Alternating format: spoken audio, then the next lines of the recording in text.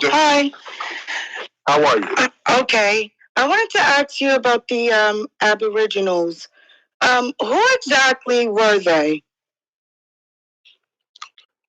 What do you mean, who were they? Would you say they were the American Indian tribes of today? Oh, when you say American Indian, that's kind of a blanket term. Blanket term. Okay, when you think of American Indian, we think of the redskin Mongolian people.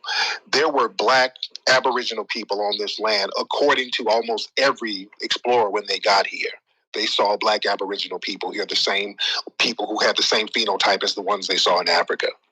So there were dozens and hundreds of different tribal groups all over this country. They were enslaved. And Negro, Indian, and colored. Negro, Indian, and colored became interchangeable terms in much of early colonial America. So it was just black people. It was black people here. It's been proven over and over again. But just the fact that white people now aren't admitting to it. White people now aren't admitting to it. A lot of black people who depend on white people for knowledge. They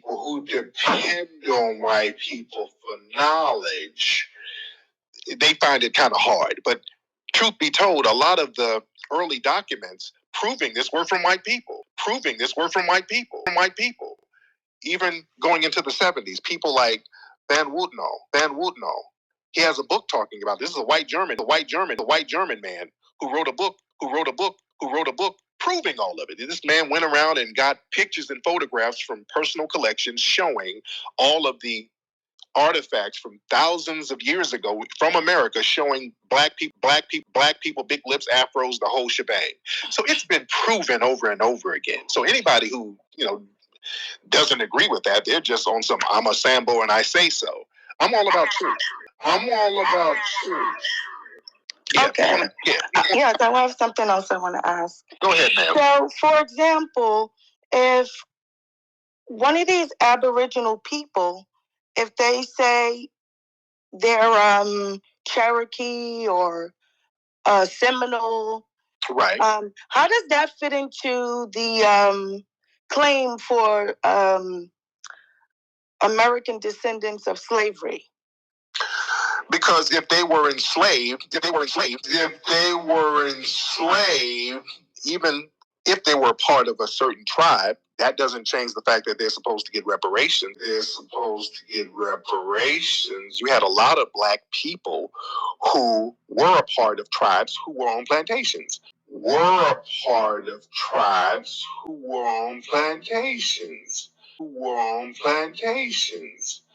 If you listen to some of the slave narratives going into the 1930s, they would talk about how my mama was a slave and my dad was a slave, my mama was a Choctaw. So this was common. Crispus Attucks, he was a black man whose father was a slave,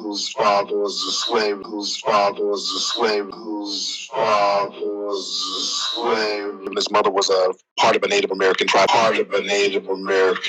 So lie detector determined that was a lie. In reality, Crispus Attucks come from a long line of Aboriginals on his dad's side who were known for fighting invading colonizers. So in the book, they were white and they were slaves. It says right here, when they were talking about how the white slaves fought against Indians in the Revolutionary War and also fought against the South in the Civil War. So right here it says a few blacks fought on the side of the Americans during the Revolution, including some Massachusetts Negroes known as the Bucks of America. The claim has long been made that the first victim of the British in the American Revolution was a black, Crispus Attucks. In fact, Attucks was an Indian, a descent of John Attucks, a Natick who had battled American pioneers in King Philip's War. So we see this a lot. Right. That doesn't change the fact that you are a foundational Black American who was enslaved, who deserves reparations. You are a foundational Black American who was enslaved, who deserves reparations. That has no bearing on it. That's a distinction really without a difference. Right, but what if those people are saying they have no. She trying to do the same thing old girl just did, Tariq. I know. I know. Why? What if? Can I please speak? Thank you. What if those same people are saying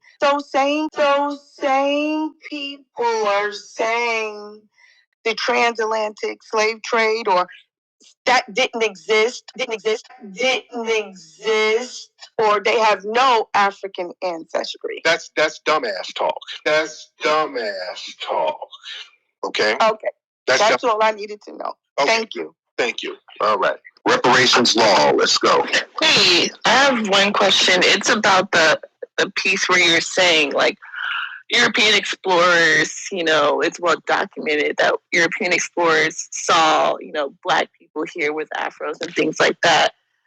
And my question is, these same European explorers thought they were in India when they were really in America. So how can you really trust what they have to say about anything when they misnavigated, right, where they even intended to go?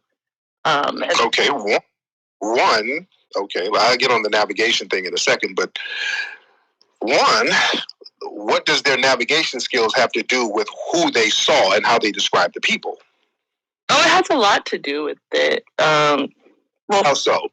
Well, for one, like I just said, they completely misnavigated where they were.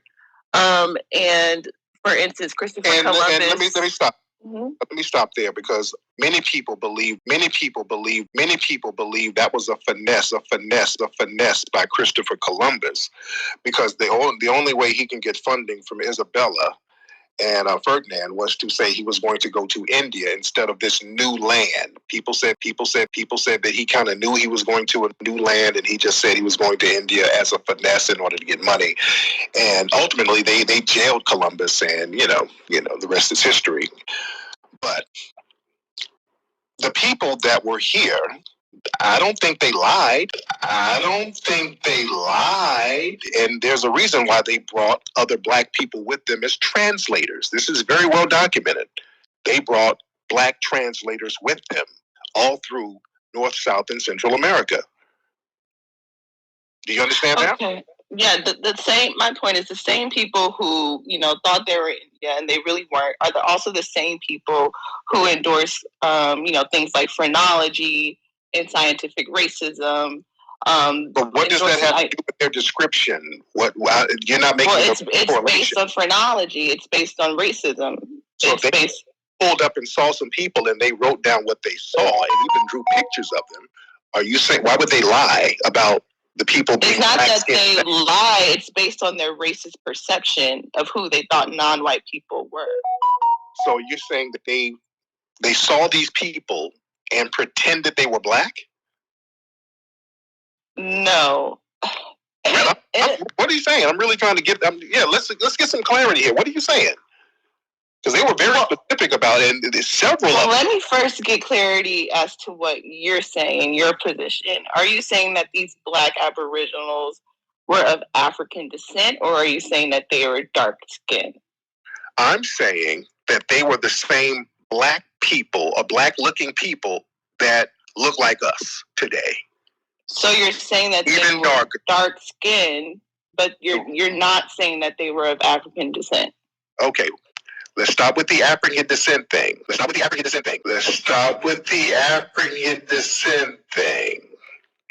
Why? Saying because all people are from Africa. Everybody is of African descent. That's a blanket term.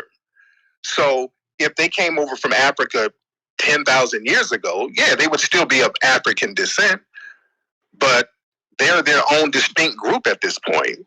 So I don't like to use trick words here.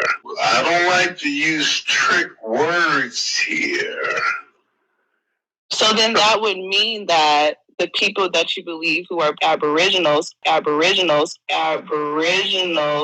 are a distinct group from Black Americans who descend from chattel slavery, who have African ancestry, because Afro-Americans, yes, our ancestors came from Africa less than 500 years ago. So our genetic makeup is very much so still has an African trace to it. But to your argument, Aboriginals are a distinct group of people.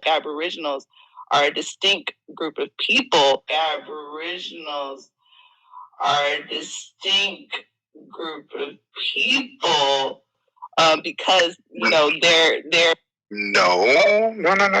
Let's stop, because you're going all over the board. I'm saying if there was a Black Aboriginal person that they enslaved here 500 years ago, and then put them on a plantation, that's still a Black person. Now, would that person be called an African American if they've been over here for 1,000 years?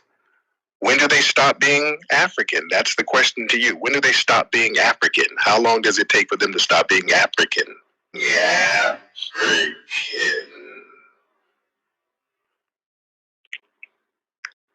That's a question for you, ma'am. Them, who are you talking about? Them? Are you talking about Afro-Americans? A Black Aboriginal person, ma'am. A Black Aboriginal person. A person who's been here for, let's say, 500 years. Documented. When do they stop being African? Or they just 500 years doesn't make you a Black Aboriginal. That makes you an Afro-American with African ancestry. Got it. Okay. So why are Jamaicans not called African Jamaicans? That is a great question. And it's in part. And I need a great answer. What's the great answer for that, ma'am? Well, yeah, the short and brief answer is that you can look through Jamaican history, and Jamaican people have decided among themselves that they want to be defined as Jamaicans, just like Haitians have decided among themselves that they want to be defined as Haitians. So, great answer. That's a great answer. Now, why is it a problem when we decide among ourselves when we want to be classified as foundational Black Americans? Why is that a problem?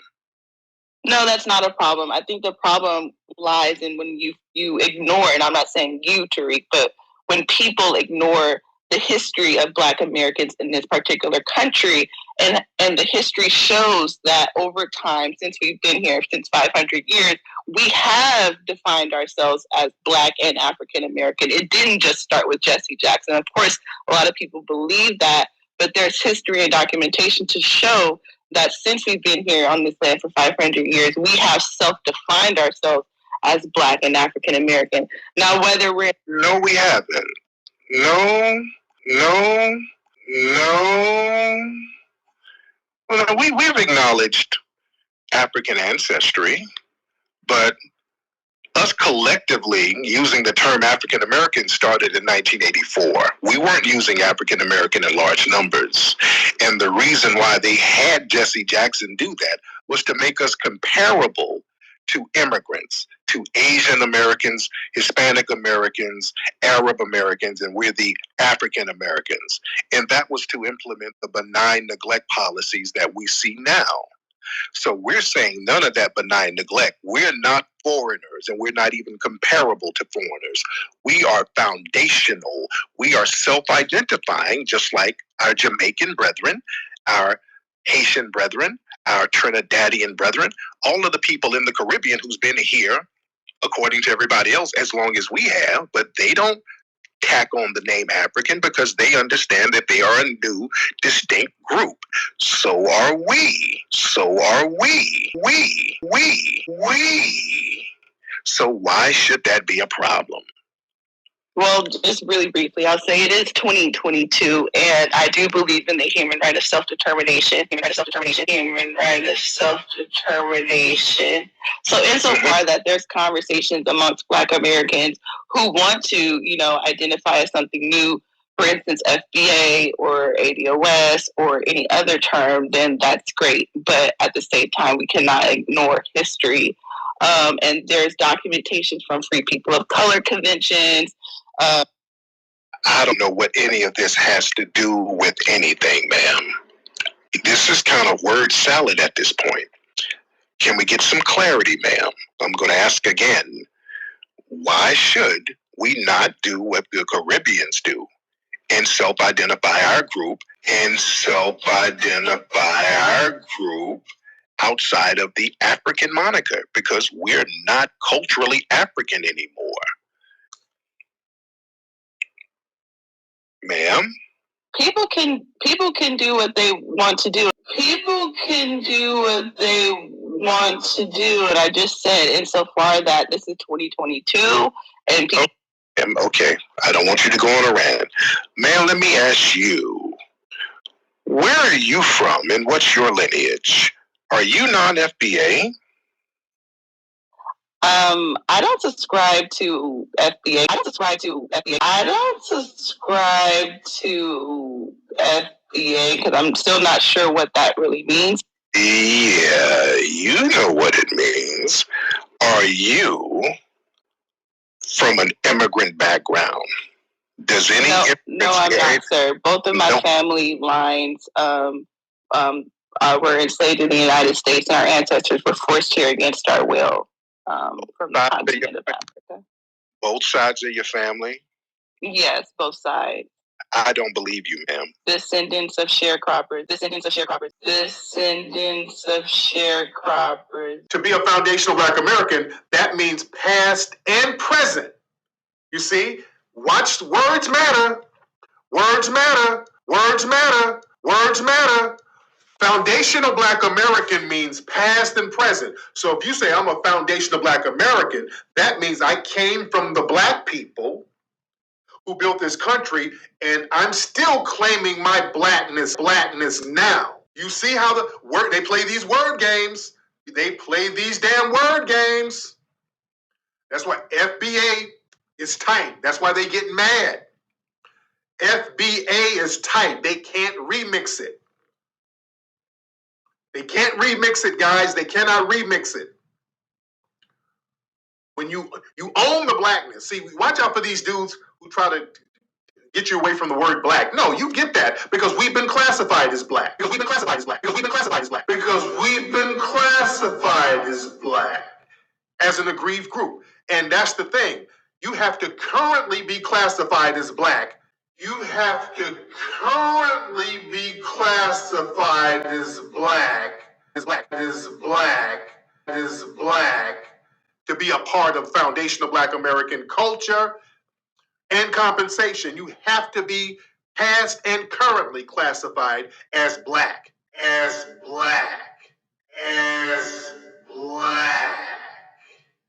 Disloyal, fool-ass, bitch-made punk. Come back here! You disloyal, fool-ass, bitch-made punk. Disloyal, fool-ass, bitch-made punk. Welcome to the Aboriginal channel. On this episode, we will correct some of the lies being told. So we have Tariq telling people that when people think of the Indian, they think of the red-skinned Mongoloid Indian. And as he was saying that, I was listening very close. And from the tone of voice and amount of time in between each word, The lie detector determined that was a lie. only the highly colonized think of Mongoloid natives as red-skinned. The highly colonized are those who use their platforms to push eugenics. However, redskin is a colonial term used to confuse the people. When we think of redskin Indians, we think of Aboriginal painted red. So right here it says, but where did the word redskin come from? Many dictionaries and history books say the term came about in reference to the Beothuk tribe of what is now Newfoundland, Canada. The Beothuk were said to paint their bodies with red ochre, leading white settlers to refer to them as red men. Says Beothuk were known as red Indians primarily because of their extensive use of red ochre. A greasy mixture of red ochre would be applied to the face, body, and hair, as well as to most personal possessions. In fact, it is believed that the term redskin, as used to apply to all Native American Indians, originated at the time of contact between Europeans and the Beothuk. So the Beothuk painted their whole body's hair and everything red, including personal possessions. Now, I looked up some artifacts of the Beothuks, and right here you have what is called Native American hair combs, but they look like Afro picks. You can see right here the red color that's still on them. There's still red orchard paint on these hair picks. But moving on, Tariq Nasheed also said that Negro, Indian, and colored became used interchangeably. A lie detector determined that was a lie. And to discount that lie, we're going over here to the racial integrity laws from 1924 to 1930. Says that racial integrity laws were passed by the General Assembly to protect whiteness against what many Virginians perceived to be the negative effects of race mixing. They included the Racial Integrity Act of 1924, which prohibited interracial marriage and defined as white a person who has no trace whatsoever of any blood other than Caucasian. The Public Assemblages Act of 1926, which required all public meeting spaces to be strictly segregated, and a third act passed in 1930 that defined as black,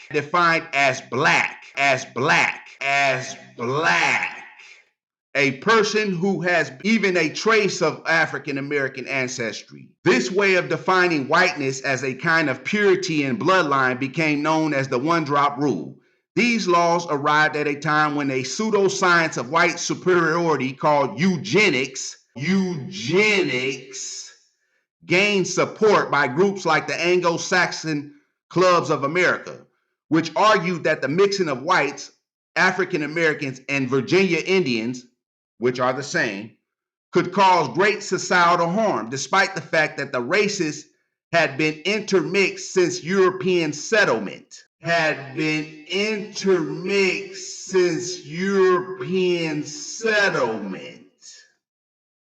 From his position as the State Register of Vital Statistics, Walter A. Plecker micromanaged the racial classifications of Virginians, often worrying that blacks were attempting to pass as white. Virginia Indians were particularly incensed by the laws, and by Plecker in particular, because the state seemed intent on removing any legal recognition of Indian identity,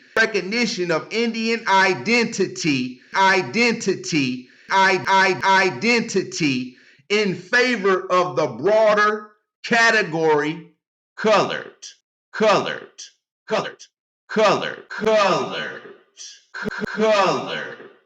After one failed try, lawmakers largely achieved this goal in 1930, drawing negative reaction from the black press.